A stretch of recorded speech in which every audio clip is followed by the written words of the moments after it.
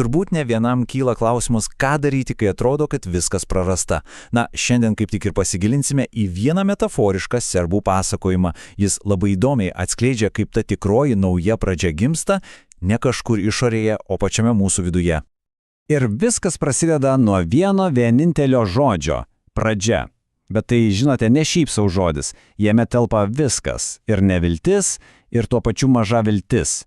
Būtent šis žodis tobulai atspindi pagrindinio veikėjo vidinę sumaištį, kai jis bando, tiesiog išsikapsti iš akmavietės. Ir tas jausmas, lyg stovėtum ant bedugnės krašto, manau, daugam pažįstamas. Būtent šis klausimas, bet kaip pradėti, kai viskas prarasta, tampa visos šios istorijos varikliu. Tai, sakyčiau, universalus klausimas, su kurio anksčiau ar vėliau susidūrė daugelis. Taigi, pirmoji scena. Matome tuščią lapą, o priešais jį sėdi mūsų herojus vardu A. Ir tas lapas tai kur kas daugiau nei popierius. Tai jo ateitis. Visiškai tuščia, bauginanti, nežinoma. Mūsų veikėjas A, jo vardas be abejo neatsitiktinis. Jis simbolizuoja ne tik pradžią, raidę A, bet ir logiką, tvarką. Jis bando daryti tai, kas atrodo logiškiausia. Pradėti nuo A, nuo pačio pirmo žingsnio. Bet ar tai tikrai teisingas kelias? Taigi, A bando pradėti nuo pradžių, bet jo logika ji tiesiog atsimuša į sieną. Šis veiksmas tik dar labiau išryškina jo bejėgiškumą. Ir susidaro toks užburtas ratas. Kuo labiau jis stengiasi, tuo, atrodo, labiau tolsta nuo savo tikslo. Bet kasgi jam taip trukdo? Kas neleidžia pradėti iš naujo? Ogi jo praeitis? Chaotiška, paini. Ir ji šioje istorijoje įgauna pavidalą. Tai personažas vardu Uzė. Galima sakyti, tai jo vidinis demonas.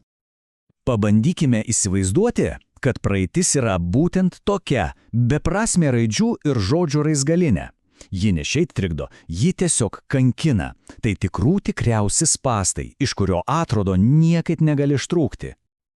Uz balsas tai tarsi praeities eidas, nuolat skambantis galvoje.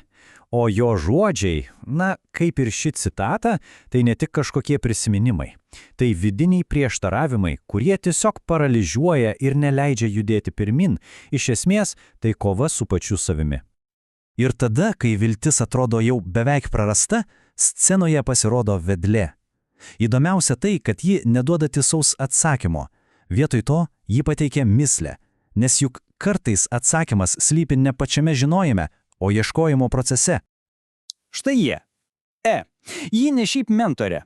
Ji yra ta išmintis, kuri ateina tik su patirtimi. Ji nemoko, ne. Ji padeda atrasti pačiam. Galima sakyti, ji yra tas raktas, kuris gali atverti duris į save. Ir pirmoji pamoka, įamžinta šioje citatoje, tai tikras iššūkis viskam, ką A iki šiol žinojo. Pasirodo, tikroji pradžia tai ne pirmas žingsnis į išorę, tai žvilgsnis į vidų. O tai kelionė, kurios A ko gero bijojo labiausiai. Pasirodo, pati mislė slypi žodyje pradžia, kuris serbiškai yra početak. Tai nebeatrodo kaip paprastas žodis, ar ne? Tai tampa kodu. Kodu, kurį Alina privalo iššifruoti, jei nori atrasti kelią į save. Na, o dabar pats įdomumas. Atėjo laikas iššifruoti šį kodą. Pamatysime, kad kiekviena žodžio početak raidė turi savo gilią prasmę. Pasiruoškime kartu atrasti šią paslaptį. 3 žingsniai į save veda A per visą šį procesą, kad jis pagaliau suprastų, atsakymas visą laiką slypėjo ne išorėje, jis buvo viduje. Tai tikra kelionė į savo sielos gelmes. Gerai, dabar įsižiūrėkime atidžiau, nes čia pats esminis momentas. Ši lentelė atskleidžia visą paslaptį. Pasirodo, kelias į atsinaujinimą prasideda ne nuo pirmos raidės, ne. Jis prasideda nuo 6-osios raidės T. Ji reiškia lūžio tašką, serbiškai tačka preokreta. Tai tas kritinis momentas, krizė, kuri priverčia keistis. O dabar pažiūrėkime, kas yra pačiame žodžio centre. Ogi UZ, ta pati praeitis, vidinis konfliktas. Ką tai reiškia? Tai reiškia, kad praeities nereikia bijoti ar apeiti, ją reikia pereiti kiaurai. Ji yra pati širdis. Ir tik tada, tik po to lūžio taško, 7 pozicijoje atsiranda E, mentorė, išmintis, tikroji nauja pradžia. Taigi, žemėlapis aiškus, tikroji pradžia – tai ne pirmas žingsnis, o tas, kuris žengiamas tik susidūrus su savo vidiniu centru. Vadinasi, praeitis tai ne našta, kurią reikia tempti, tai raktas. O vidinis konfliktas tai ne kliūtis, kurią reikia peršokti, o galimybė. Tik pažvelgus tiesiai į savo baimės pasirodo ir galima rasti kelią pirmyn. Ir štai, priartėme prie kulminacijos. Pagaliau nustoja ieškoti atsakymų išorėje. Jas atsigręžia į save. Ir būtent tada prasideda tikroji kelionė. Šis momentas yra lemiamas. Tai pasidavimas. Bet ne blogąja prasme. Tiesiog nustoja kovoti. Jis tiesiog būna.